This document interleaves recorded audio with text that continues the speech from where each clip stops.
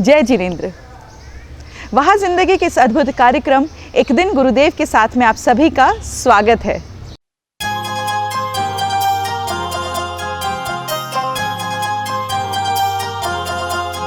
एक दिन गुरुदेव के साथ मिलकर हम बिताए आज, कैसा है इनका जीवन जानेंगे हम इनके साथ।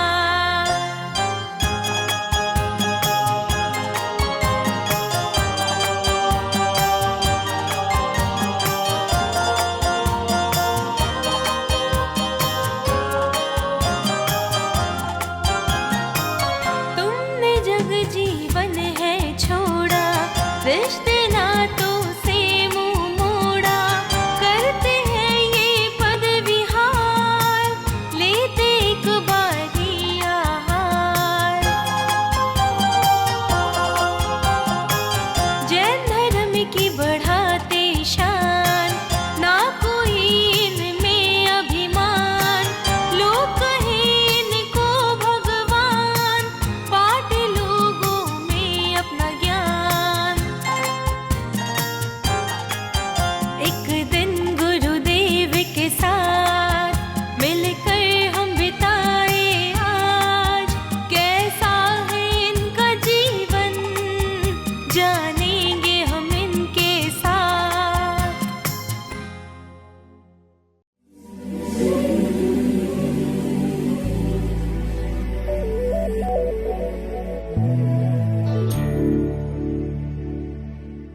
दोस्तों, आज के इस एपिसोड में मैं आपके सामने लाने जा रही हूँ एक ऐसे महान जैन धर्म के संत की कहानी, जिन्होंने ना सिर्फ धर्म की प्रभावना की पर उसके साथ ही साथ मानव कल्याण के लिए अनेक कार्य किए। जिन्होंने एक पर्वत पर ना सिर्फ मंदिरों को बनवाया पर मंदिर के साथ साथ स्कूल, कॉलेज, अस्पताल एवं वृद्धा आश्रम बनवाए, जिससे कि समाज का कल्याण हो सके, मानव जाति का कल्याण हो सके। और मैं बात कर रही हूँ महान संत आचार्य श्री पुष्पदंत सागर जी महाराज की। तो चलिए आज के इस कार्यक्रम में हम देखते हैं आचार्य श्री पुष्पदंत सागर जी की कहानी, उन्हीं की जुबानी।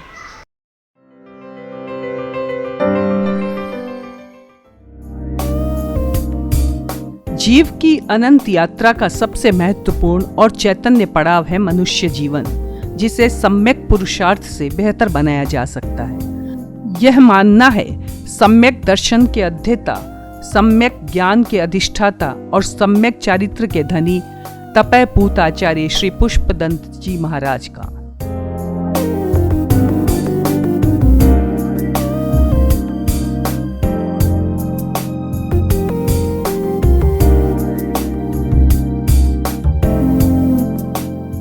जय जिनेंद्र और नमस्कार दोस्तों, मैं ललित सरावगी वहाँ जिंदगी के अद्भुत कार्यक्रम एक दिन गुरुदेव के साथ में आप सभी का स्वागत करता हूँ। मैं आज खड़ा हूँ पुष्पगिरि तीर्थ स्थल पर, जो सोनकच्छ में है और जिसका निर्माण आचार्य श्री पुष्पदंत सागर जी की महाराज की प्रेरणा के द्वारा इसका निर्माण हुआ है। यह जगह अपने आप में काफ़ी अद्भुत है, अपने आप में काफ़ी आध्यात्मिक जगह है और आज इस कार्यक्रम में हम जानेंगे आचार्य पुष्पदंत सागर जी की कहानी, उन्हीं की जुबानी। तो चलिए चलते हैं और करते हैं एक उनसे मुलाकात।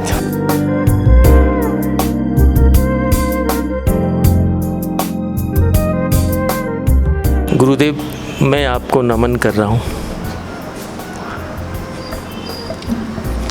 मैं आपके जीवन के ऊपर में एक फिल्म बना रहा हूँ गुरुदेव, जिसके द्वारा लाखों करोड़ों लोगों को आपके जीवन के बारे में पूरी जानकारी हो। मुझे आपका आशीर्वाद चाहिए। आप जो भी कार्य कर रहे हैं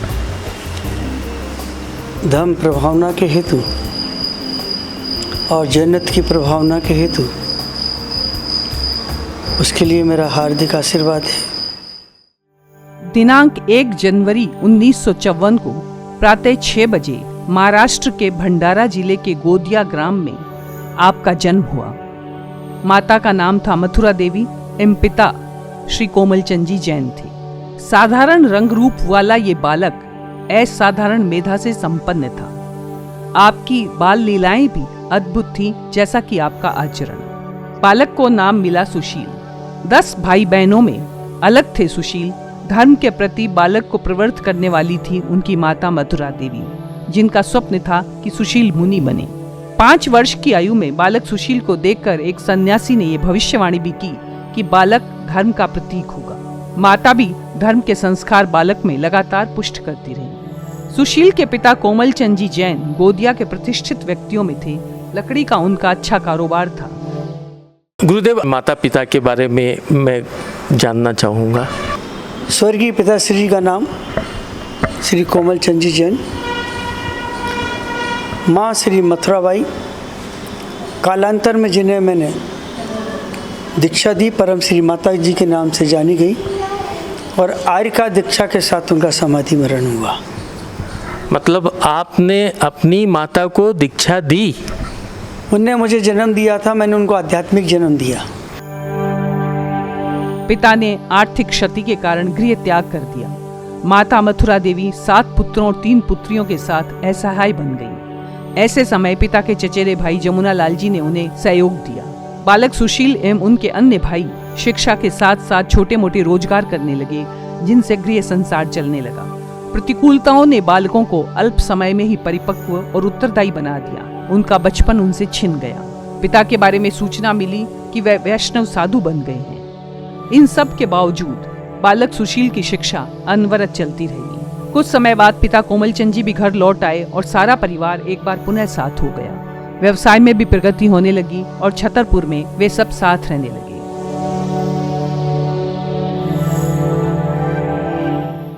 तो गुरुदेव, मैं ये जानना चाहूँगा कि आपके मन में वैराग्य की भावना कैसे आई?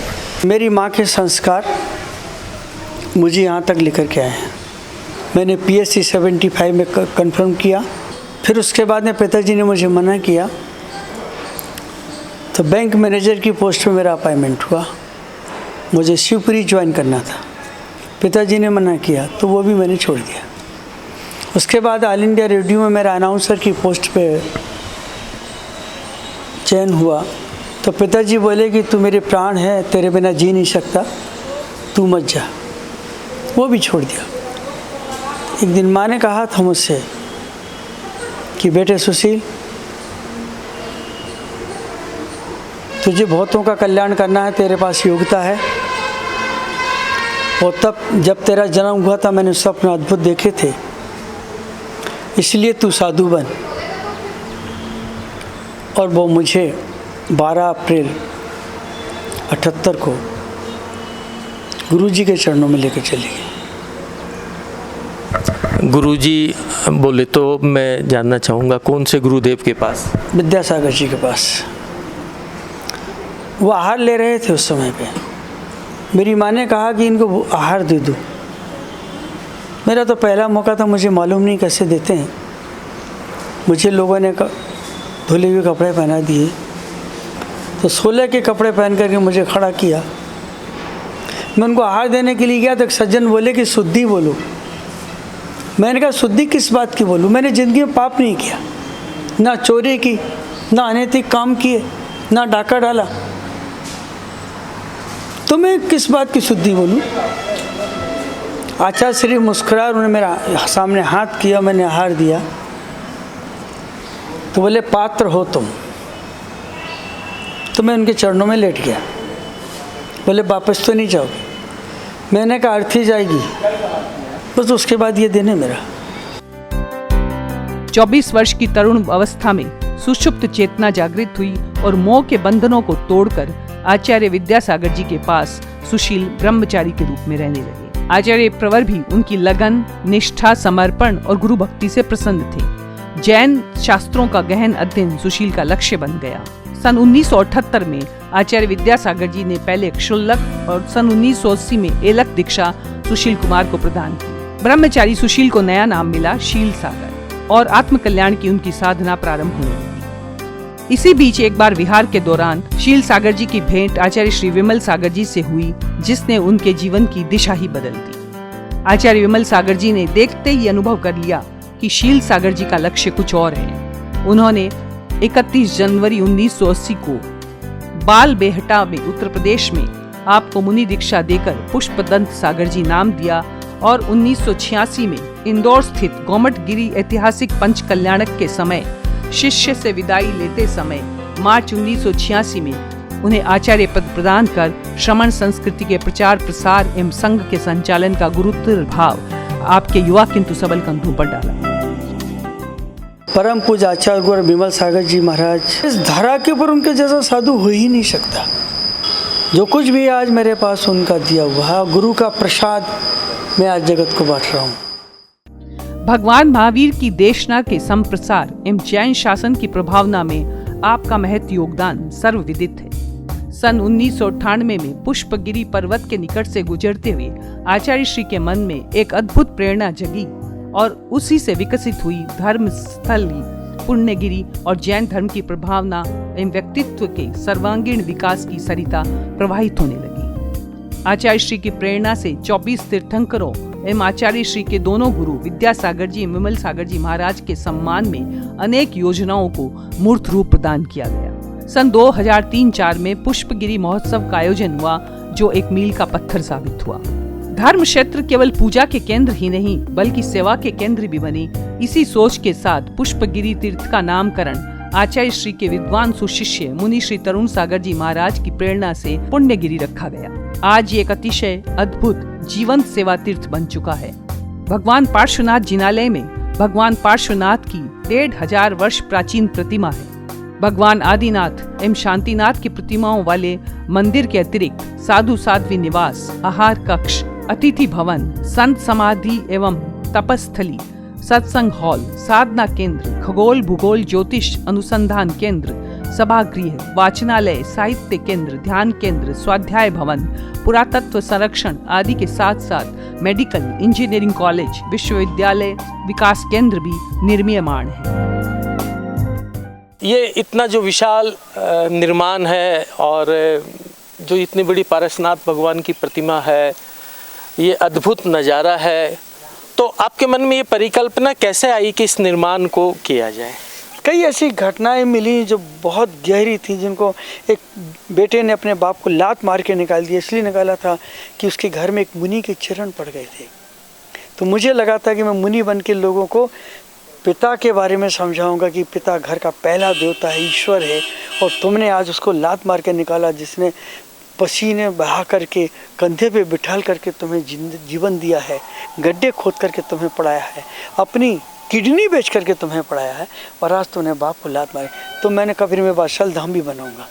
इसलिए मैंने वृद्ध आश्रम भी बनाया, विधवा आश्रम भी बनाया, बाल आश्रम भी बनाया और अनाथ आश्रम भी बनाया। अच्छा, इतने सारे आश्रम यहाँ चल रहे हैं सारे यहाँ, पूरे हॉस्पिटल यहाँ चल रही है, पूरे सबका फ्री ट्रीटमेंट है हमारे यहाँ। और आज मेरे यहाँ 24 योजनाएं हैं। 24 योजनाएं चल रही हैं। योजनाएं चल रही हैं। इसमें मेडिकल कॉलेज भी है और ITI कॉलेज भी है, लेकिन ये प्लानिंग में। बाकी योजनाएं मेरी कम से कम 10-15 तो लागू हो चुकी है। आपकी भविष्य की कोई महत्वाकांक्षी योजना या कोई एक ऐसी योजना जिसको करके आपको मनी मन सुकून मिले? हाँ, है, एक योजना है और मैं भीतर से पीड़ित भी हूँ इस योजना के लिए कि मैं यहाँ पे कैंसर हॉस्पिटल और हार्ट अटैक हॉस्पिटल खोलूँ और उसमें पूरी बिल्कुल फ्री ट्रीटमेंट करूँ। जिनके पास है उनके पास से लूँगा और जिनके पास नहीं है उनका इलाज मैं करूँगा।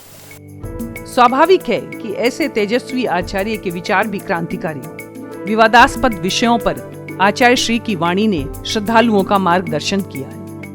आजकल कई चर्चाओं पर विवाद चल रहा है, जैसे कि स्त्री अभिषेक होना चाहिए कि नहीं होना चाहिए। तो इस पे आप एक राय दें, जो लोगों के मन में आज कई तरह की जो विचारधाराएं हैं उस पर उनको कुछ रोशनी मिले, कुछ ज्ञान मिले। मैं स्त्री के ऊपर नहीं बोलूँगा, सिर्फ इतना बोलूँगा, स्त्री का जन्म सिद्ध अधिकार है। अगर वो परमात्मा को गर्भ से जन्म दे सकती है, 9 महीने गर्भ में रह सकती है, तो गोदी में उठा सकती है। इंद्राणी उसे लेने के लिए जाती है, गोदी में लेकर के आती है। आपका तर्क हो सकता है कि उसमें भगवान नहीं बने। अरे भगवान बने या ना बने, हमारे यहाँ ऐसा सिद्धांत है या ऐसी नियति है या ऐसा कहा जाता है इन परंपराओं के अंतर्गत कि जिस व्यक्ति को तीर्थंकर बनना है, अगर वो नरक में है तो अभी से हम उसे प्रणाम करते हैं। स्त्री अभिषेक नहीं कर सकती और साधु बनने के बाद स्त्री के हाथ का भोजन कर सकता, ये मुझे समझ में नहीं आया। अभिषेक का जल तो पाषाण की प्रतिमा पर ऊपर गिरता है और भोजन स्त्री के हाथ का पास में खड़े होके पेट में पहुंचता है और कहते कि जैसा पियो पानी वैसी हो वाणी, जैसा खाओ अन्न वैसा हो मन। तो स्त्री के हाथ का भोजन हम कर सकते हैं, तो स्त्री भगवान का अभिषेक क्यों नहीं कर सकती? ये जो लोग भी कह रहे हैं वो अज्ञानता के वशीभूत कर रहे हैं। एक तरफ अभिषेक को भी लेके चर्चा होती है कि शुद्ध जल का कलश होना चाहिए, एक तरफ कहते हैं पंचामृत से होना चाहिए। तो जो नई पीढ़ी वो कह रही है, हम किसको माने, क्या माने? ये समस्याएं लोगों ने खड़ी की हैं, युवा पीढ़ी के सामने ये समस्याएं नहीं है। भगवान, एक भक्त तो भगवान का अभिषेक कैसा करना चाहता उसके ऊपर छोड़ना चाहिए, ऐसे कोई सिद्धांत आगम के अंदर नहीं है। लोग तो मंदिर में दिया जलाने से मना करते हैं और घर में 2-2 4-4 6 चूल्हे जलाए बैठे हैं। तो मंदिर के दिए में अगर जिन्हें हिंसा दिखती तो घर का चूल्हा क्यों नहीं बुझा देते? और भगवान के अभिषेक में दूध दिखता है तो दूध का त्याग वो खुद क्यों नहीं कर दे सकते? जहाँ तक पंथ और आमनायों का प्रश्न है, ये मात्र साधन है, इन्हें बंधन नहीं मानना चाहिए। कोई किसी भी पंथ को माने, ये उसका अपना निर्णय है, लेकिन आराधना हमें ज्ञान, दर्शन और चारित्र की ही करनी है। हवा और जल को किसी परंपरा ने नहीं बांधा, तो धर्म को बंधन में क्यों बांधा जाए? पहले जैन धर्म था, फिर श्वेतांबर हुआ, फिर दिगंबर हुआ। श्वेतांबर में कई आमनाएं हुई, दिगंबर में कई आमनाएं धाराएं हुई। 13 पंथ हुआ, 20 पंथ हुआ, कांजी पंथ हुआ, तारक पंथ हुआ, अग्रवाल जैन हुए, गुजराती जैन हुए। तो किसको माने, किस धर्म को माने? जहाँ आपका मन रुचता है, जहाँ आपको आनंद मिलता है, जहाँ आपको सुकून मिलता है, वहाँ बैठ कर के आप अपने विवेक से निर्णय कर लीजिएगा कि मुझे इसी में जीना है। बस वही आपका संन्यास होगा और वही आपका समर्पण होगा और वही तत्व आपको उभारने में कारण बनेगा। जहाँ आपको लगे कि मेरी आत्मा जाग सकती है, जहाँ लगे कि मैं परमहंसा का पालन कर सकता हूँ, जहाँ लगे कि मैं पंथों में नहीं बन सकता और जहाँ आपको लगे कि मैं व्यक्ति से भी नहीं बन सकता। अगर कोई साधु आपसे कहे कि तुम दूसरे साधु को प्रणाम मत करना, दूसरे के पास मत जाना, तो उनसे स्पष्ट कर देना, महाराज ये पति पत्नी के संबंध नहीं, ये सृष्टि का और बूंद का संबंध है। महाराज, बूंद कहीं भी जाकर के ठहर सकती है और साधु कहीं भी जाकर के प्रणाम कर सकता है। इसलिए यहाँ परंपरा नहीं है, वीतरागता है और परम अहिंसा है। आपकी प्रज्ञा और मेधा ने अनेक शिष्यों के जीवन को उद्भासित किया है। मुनि श्री तरुण सागर जी, पुलक सागर जी, सौरभ सागर जी, प्रज्ञा सागर जी, प्रसन्न सागर जी, प्रमुख सागर जी और प्रतीक सागर जी जैसे आपके विद्वान शिष्य आज देश भर में जैन धर्म की सौरभ फैला रहे हैं। अनेक आर्यिकाओं को भी आपने दीक्षित किया है। गुरुदेव, आपके जो शिष्य हैं, ये सब में मैंने देखा है कि आप जैसी ही वाचलता और आप जैसा ही ज्ञान देने की कला है। तो क्या आपने उनको सिखाया या ये उनका स्वतः है? मैंने बहुत छोटे में लाया था लोगों को, बहुत छोटे थे, करीब 10-11 वर्ष के थे। तरुण सागर जी, सौरभ सागर जी, ये सब छोटी छोटी उम्र के आए थे। पूरे के पूरे शिष्य जो है मेरे पास। प्रज्ञा सागर जी भी मेरे पास 11 वर्ष की उम्र में आए थे। पुलक सागर जी तो 14-15 वर्ष की उम्र में आए थे। और मैंने इनकी छवि को देखा था तो पहचान लिया कि सन्यास के योग्य हैं, तो मैं इनको ले आया। लाने के बाद जब मैंने देखा कि इनके अंदर एक क्यूरियोसिटी बहुत है, जिज्ञासा बहुत है, तो मैंने इनको बड़े प्यार से एक माँ बन कर के कभी गोदी में भी लेटाना पड़ा इन्हें, कभी समझाना भी पड़ा मुझे इन्हें, और इनको मैंने फिर अध्यात्म का रस पिलाना प्रारंभ किया।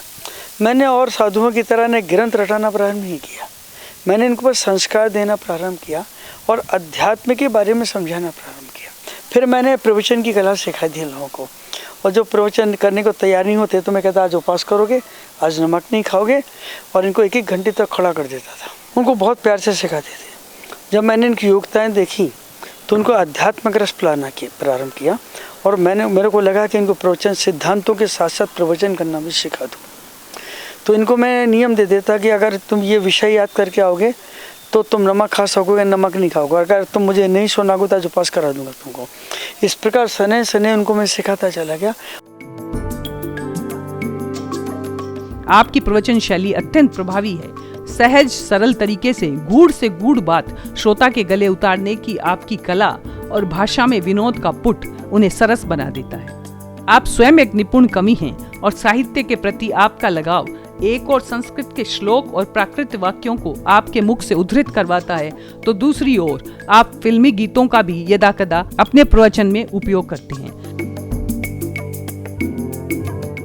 36 साल आपकी दीक्षा को संपूर्ण हो गए।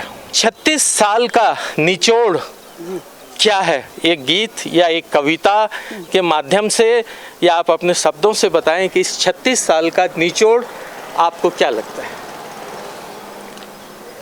गीत के माध्यम से कहूँ तो 4 पंक्तियों में ही बात अपने कहता हूँ। बस यही अपराध मैं हर बार करता हूँ, आदमी हूँ आदमी से प्यार करता हूँ, आदमी हूँ आदमी से प्यार करता हूँ, मैं बसाना चाहता हूँ स्वर्ग धरती पर, आदमी आदमी बनकर जिए धरा पर, हर गली मैं तैयार करता हूँ, बस यही अपराध मैं हर बार करता हूँ। एक ये और 4 पंक्तियाँ और बहुत अच्छी हैं। सेवा हमारा नारा, पूजा हमारी भाषा, सेवा हमारा नारा, दुनिया का हर प्राणी प्राणों से हमको प्यारा, दुखियों के दर्द दिल पर चंदन बने रहेंगे, हर आँच पे तपेंगे कुंदन बने रहेंगे। आपके शब्दों में, आपके विचारों में क्रांति है, क्रांतिकारी विचार हैं आपके, और मैं समझता हूं कि निश्चित रूप से जो ये दर्शक इस एपिसोड को देख रहे हैं, आपके क्रांतिकारी विचारों से, आपके ज्ञान से, और खासकर आज की जो पीढ़ी है वो जरूर लाभान्वित होगी। हाल ही में संपन्न हुए भगवान बाहुबली के महामस्तकाभिषेक समारोह में श्रवण बेलगोला में आचार्य पुष्पदंत जी सत्संग पधारे। प्रमुख दिगंबर जैन आचार्य के रूप में आपके प्रवचनों को सुनने दिवस एवं रात्रि में श्रद्धालुओं की भारी भीड़ उमड़ती थी। आचार्य पुष्पदंत जी कहते हैं, अंतर के दीप को प्रज्वलित करना ही मेरे जीवन का लक्ष्य है। मैं अपने आप को जानने की यात्रा पर निकला हूँ, विहार करके आया हूँ, विहार यात्रा पर हूँ और विहार करते हुए ही विहार पर निकल जाना है, यही मेरी शाश्वतता है। गुरुदेव, आज के इस कार्यक्रम को जिसका नाम है वाह जिंदगी एक दिन गुरुदेव के साथ, इसको लाखों दर्शक देख रहे हैं, नई पीढ़ी और पुरानी पीढ़ी, तो मैं चाहूँगा कि आप क्या संदेश दें? अगर अपने आप को भारतीय कहते हैं, माटी का लाल कहते हैं, संस्कृति का कहते हैं, उनसे मेरा निवेदन है उनके वचन जब मुखरित हों तो राम की तरह हों, और गला जब खुले तो कृष्ण की बांसुरी की तरह खुले, और कदम जब उठे तो महावीर की हिंसा की तरह उनके कदम उठें। उनके मन में ना बैर की बात हो, ना पंथ की बात हो, सिर्फ मानवता की बात हो, और ये संस्कृति अहिंसा की संस्कृति, परम अहिंसा की संस्कृति का नाद गूंजे। तो मैं तो आपसे निवेदन करना चाहता हूँ, जिस उद्देश्य के साथ ये चित्रांकन आप कर रहे हैं, जो फिल्म आप बना रहे हैं, मैं आपको दोनों हाथ से आशीर्वाद देता हूँ कि महावीर की देशना को, परम अहिंसा की देशना को, जिसमें बुद्ध की करुणा, मोहब्बत का ईमान, कृष्ण की मिठास मक्खन जैसी और बुद्ध का प्रेम विद्यमान है, ऐसे जियो और जीने दो को सिद्धांत को जन जन तक आप पहुँचाएँ। परस्परो वक्रहो जीवानाम, इस सूत्र को लागू करें और प्रेम में करुणा और प्रेम को लेकर के चलें। बस आपके अंदर भाव पैदा हो और पंथवाद से आप बहुत ऊपर उठ जाएं। अग्नि किसी पंथ के नहीं, घर का खाना भी बनाती है, आरती की अग्नि बनती है, अवन की अग्नि बनती है, और वही अग्नि चिता की अग्नि बन करके भी अपना रूप बनाती है। तो वो सारे रूप इंसान के अंदर होना चाहिए। वाह जिंदगी तूने कैसा कमाल किया, वाह जिंदगी तूने कैसा कमाल किया, संतों के चरणों में अपना रखा भाल दिया। वाह जिंदगी प्रेम और करुणा का संदेश जगत को सुना दो। वाह जिंदगी सूखे पर्वत पर हरियाली उगा दो। वाह जिंदगी, वाह जिंदगी, वाह जिंदगी, करता तेरी बंदगी, करता तेरी बंदगी, वाह जिंदगी। दोस्तों, आज के इस एपिसोड में हमने देखा आचार्य श्री पुष्पदंत सागर जी की कहानी, उन्हीं की जुबानी।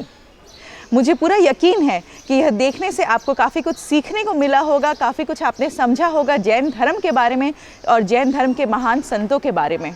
आपको हमारा यह प्रयास कैसा लगा, नीचे दिए गए नंबर पर संपर्क करके हमें ज़रूर बताइएगा। और उसके साथ ही साथ अगर आप चाहते हैं कि हम किसी साधु संत की कहानी हमारे दर्शकों के सामने लाए जिनसे वह कुछ सीख सके, कुछ प्रेरणा ले सके, तो आप हमसे ज़रूर संपर्क कर सकते हैं। हमें बहुत खुशी मिलेगी।